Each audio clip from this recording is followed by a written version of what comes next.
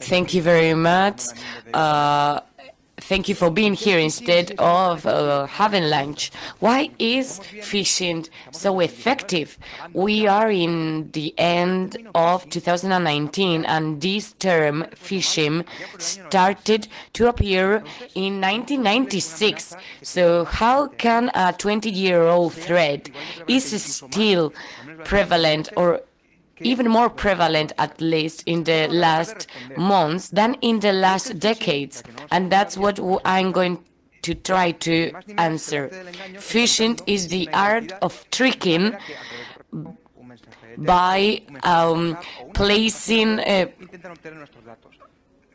trying to replace the identity of someone through SMS, voice calls, or emails. But it is, in the end, a scam, a trip. Evolution statistics show that phishing rates are still on the rise, and users, victims, are still falling into those tricks.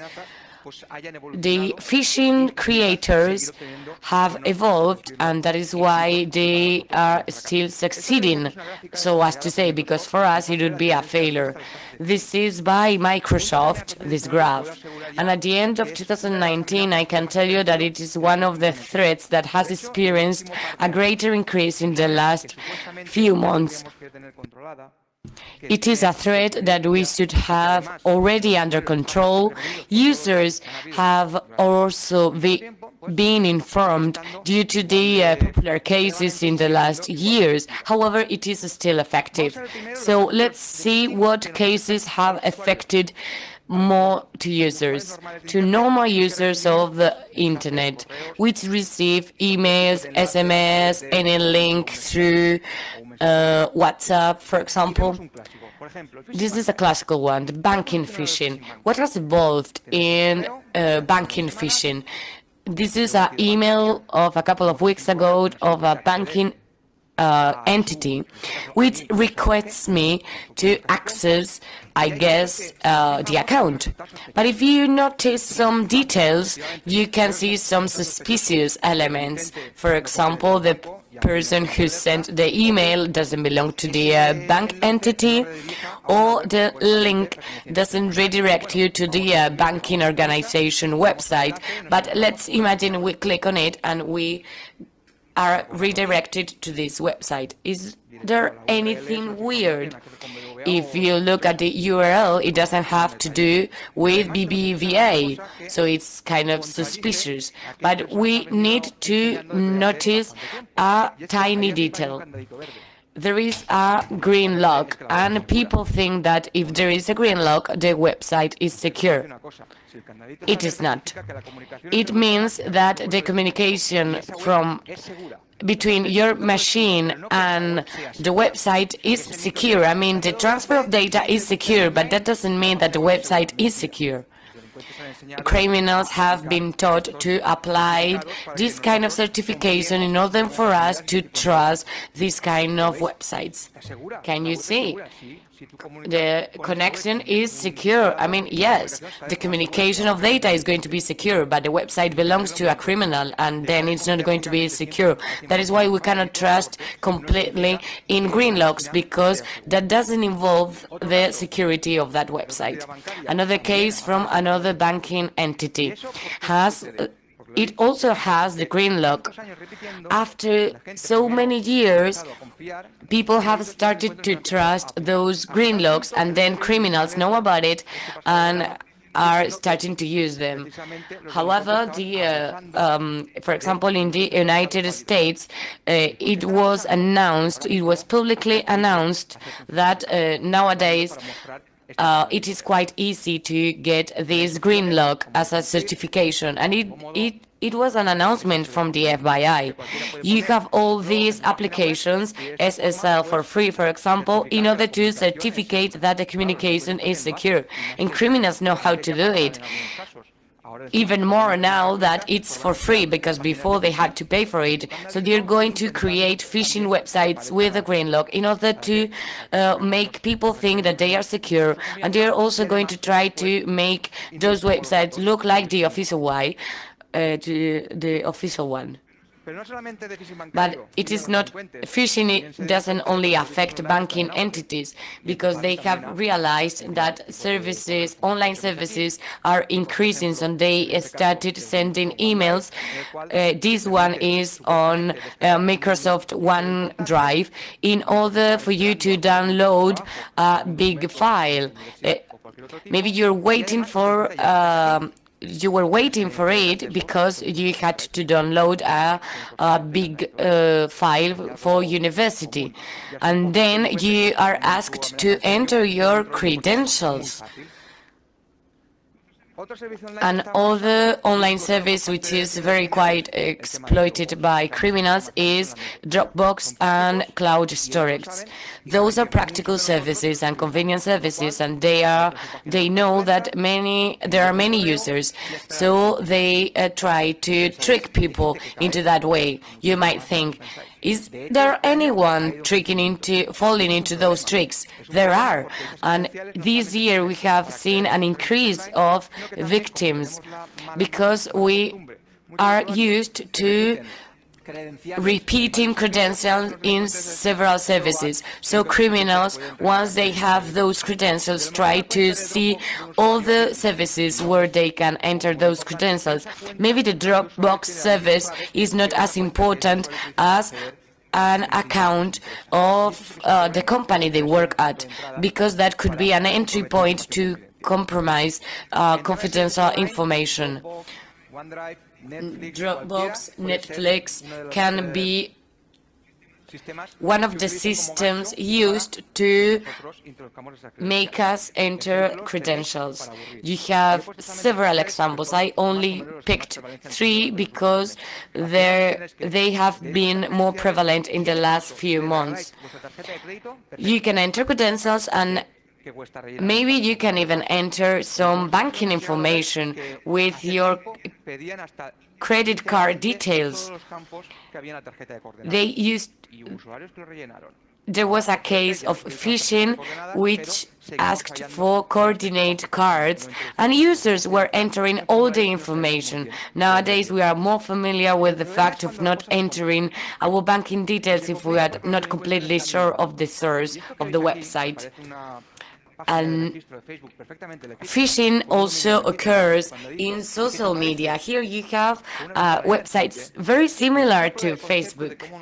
So this is a proof of concept of how we can be tricked just surfing in a normal website. This proof of concept was carried out this summer, where they were using Facebook, but it was actually a phishing website. If you see it, you do not know if it's a malicious website. In order to know it, you need to access the code. And who can do that? Only you. So 98% of users would fall into a phishing case like this one. The simple proof of concept in this case was stealing credentials, Facebook credentials, but imagine that you're giving your credentials for something more confidential. This was a proof of concept, but it can be extrapolated to the real world in just a few seconds. We haven't seen campaigns to exploit this, but it could happen, so we need to be warned against this. We need to be careful with the websites we are accessing. If you can access a double or triple step authentication process, add it, because you may save your information in these cases. And here we have the same. They were asking for your banking details. Oh, I'm going backwards, sorry. But let's move forward. It is not only about email, because it is more corporate. We use email in our company, but then we use instant messaging. So how is phishing acting in the instant message in the world? Well, quite fast, because criminals know where users are. In this case, WhatsApp, or any other case. WhatsApp WhatsApp is the most important one in Spain, so they try to exploit it. So you see here that they take advantage of Black Friday offers in order to send links. It says AMZ coupons. It doesn't say Amazon, but I trust it because I want the discount they're offering me. We can also see offers on plane tickets, concerts, and so on. So they exploit our need to find offers, especially on dates like today, Black Friday. So that goes in their favor. They start disseminating these kind of messages that become viral in WhatsApp groups. And in the end, everyone ends up receiving a message like this one. And it depends on ourselves, it depends on our awareness in IT security to click on the link or not. There are also cases in local companies. We are in Valencia. We need to talk about Mercadona, the supermarket chain. This phishing took place several months ago, where they were sending employment offers. You entered all your data, and then they were using those credentials in order to subscribe you to payment services online. So think about it. On certain days, like today, or when you're looking for employment and you receive this kind of offers on your mobile phone, how many people can click on the link? If only 5% or 10% of users who received the link clicked on it, is already successful for those criminals. They already have the templates, the ways to disseminate that data, and the ways to make profit from those data. Things get more complicated when they are not using similar domains which are not exactly the same of the website or of the service. They use almost identical characters, which are very difficult to distinguish. I was sent this this link. Nike was giving for free 5,000 shoes. Do you think something weird? Can you see a tiny blue spot? This one. You can see it, but if you look it into detail, but there are some attacks that you cannot detect unless you are very committed to know if it is fake or not. Here you have an URL, it has a green log. I think it is a secure connection, and you can get a 50% discount in Apple products because it is Black Friday. However, this web has Punicode characters which are very similar to our alphabet letters, but which actually belong to other alphabet. Browsers are learning to distinguish these characters, but especially on smartphones or on mobile devices, it is more difficult to distinguish those characters. And when you're on, if you're rushing and you click on it, you will end up entering all your banking details. And with just a few things, criminals can expect from what they do much more. Many things. They are also using SMS nowadays in order to send these malicious links.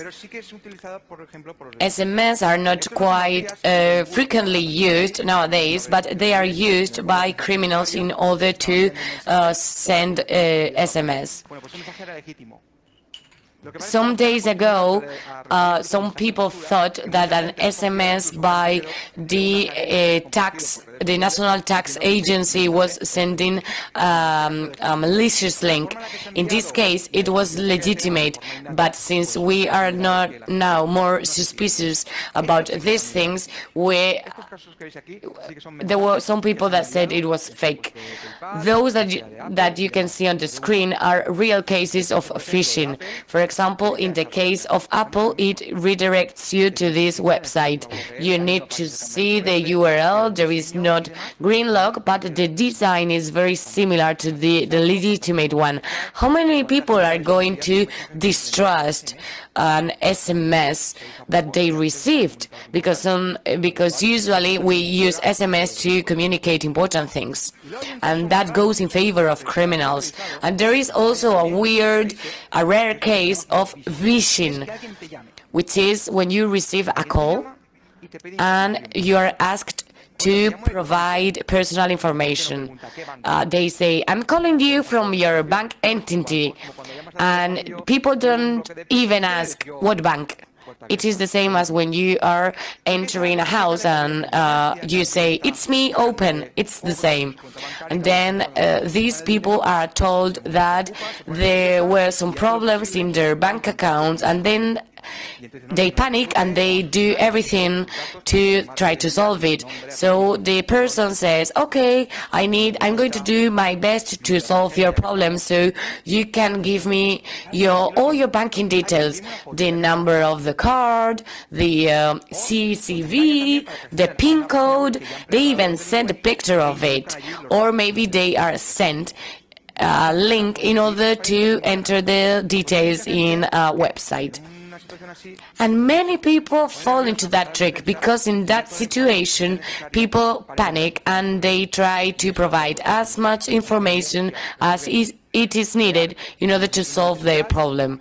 So you are creating a situation of need, and then that is the easiest way to obtain credentials. In the last few months, specifically from May 2018, we are seeing new cases of sextortion emails. I thought they were never going to succeed, but apparently they are. At least they write in a friendly way, you know, of, I send you friendly greetings, dear friend.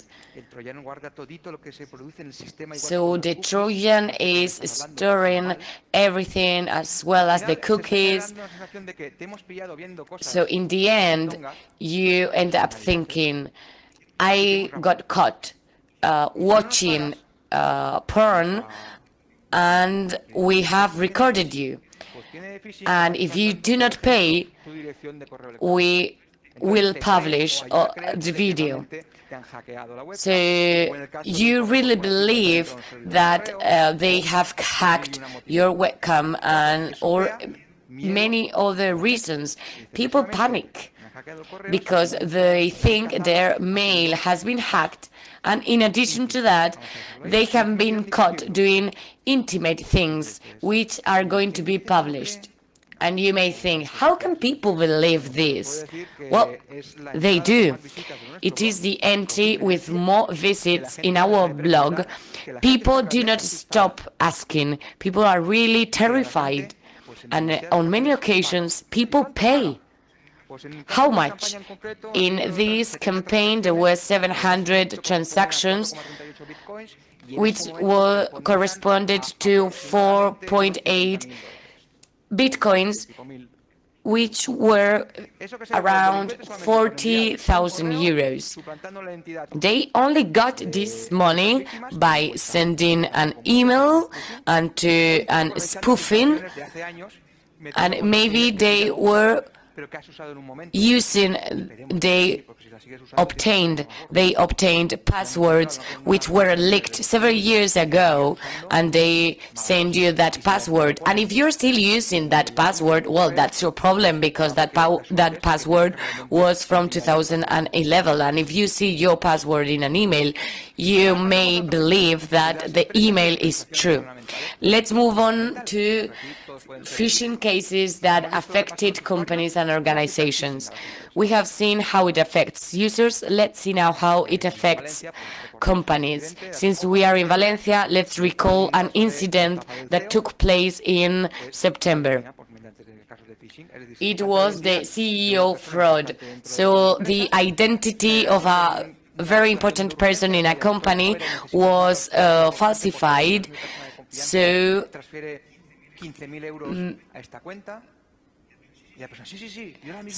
then maybe the person, the worker, follows some rules because it thinks that he is receiving orders from the CEO, and it doesn't happen just once. It can happen twice, 3 times, 4 times. Yesterday, a colleague told me that in Madrid, a company paid 15 euros, then 40,000 euros, then 80,000 euros. At the third time, they thought, maybe this is not real because we have paid a lot of money. And then they were started to wonder if the CEO was really the person who was sending the emails, and they asked him, and obviously it wasn't him. They can also steal identities using AI and so on, but those are more extraordinary cases. Usually with just a few emails, they get to modify an account number, or they create a situation of urgency and of need, and they obtain that money, which possibly wasn't even considering to do those money transfers. In sigue warned against this several years ago with an urgency or a high urgency rate. And they were not wrong, because usually the entry point comes from a phishing case. They are perfectioning their techniques in order to know what kind of executive managers they want to steal their identity. They start tracking managers in order to know when they are going to be out of office, in order to avoid the double-step verification process. If somebody wants to call in order to be sure that it is the CEO who's sending that email. Obviously, this CEO fraud relies on the trust that workers have on their executive managers, and obviously you also need to think about the person responsible for that when something happens. That person was just following orders, but up to that point, they were responsible for it, and they were responsible for losing thousands of euros. There was a case in May, and at the end of September, there was a similar one. In our honeypot, we started receiving emails from the regional government of Andalusia. Ooh, it's a bit weird. We were asked to enter an email and address. We called the center, and they said, yes, they are sending emails in order to steal credentials. And finally, we have the use of phishing in APTs.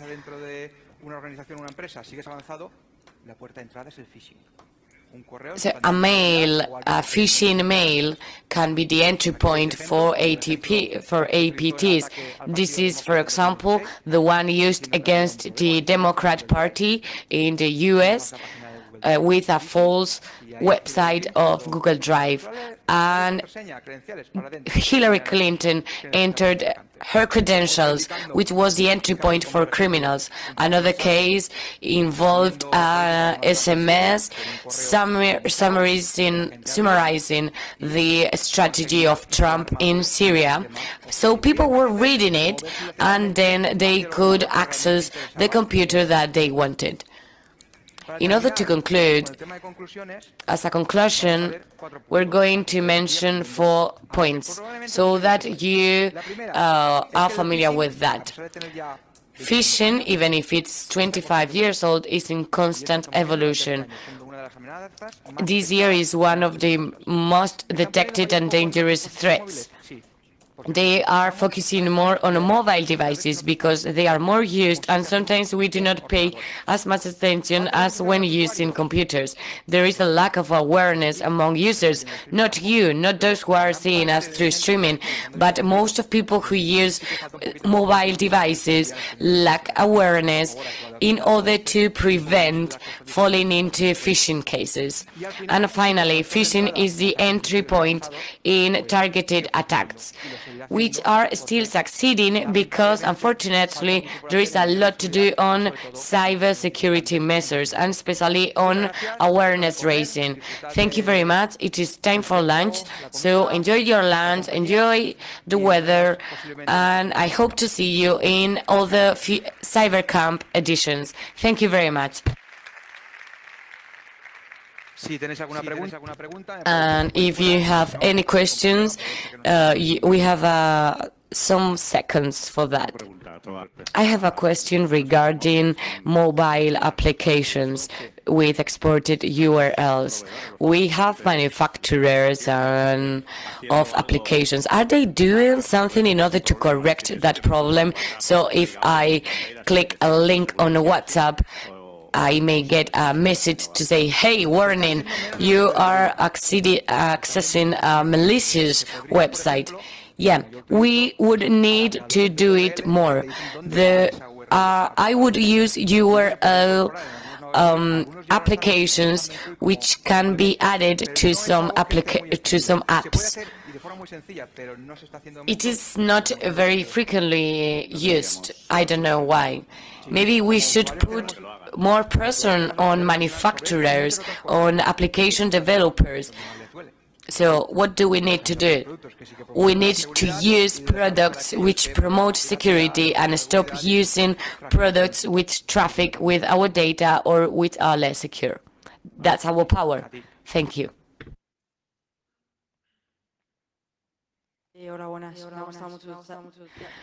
Good morning. Congratulations for your presentation. Wouldn't it be easier to detect a phishing by entering an incorrect password of your email account?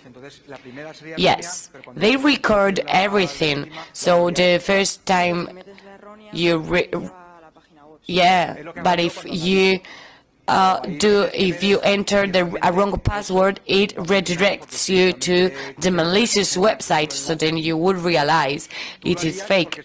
Yes, you would do it because you think it is suspicious. So you would do it in order to see what lies behind. But a normal user would enter the legitimate, would use the legitimate password and wouldn't even know. So that's a good thing. What you're saying is a good thing in order to know what lies behind, but a normal user would never do that.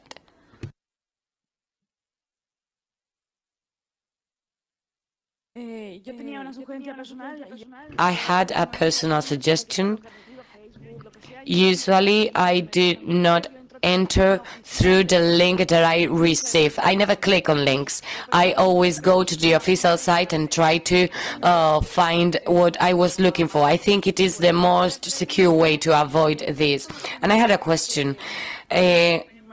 Recently, we have received many emails.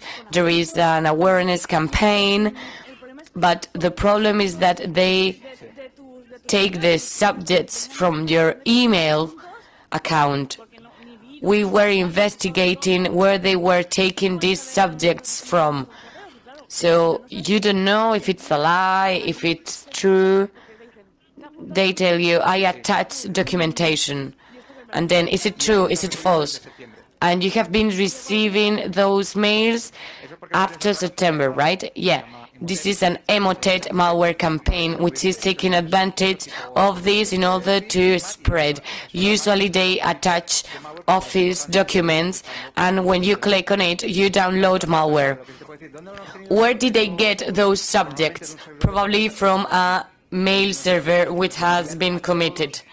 And they resend this email to all the users that have been in communication with that company. Yeah, I receive that kind of emails every day. And Libre and free Office can also execute macros. No, they usually use Office because it's what they can make more profit, and people usually trust Office more than macros. Macros is not new because it started being used 20 years ago in malware cases. It's still used today. Is that all? If there are any more questions, thank you very much and enjoy your lunch.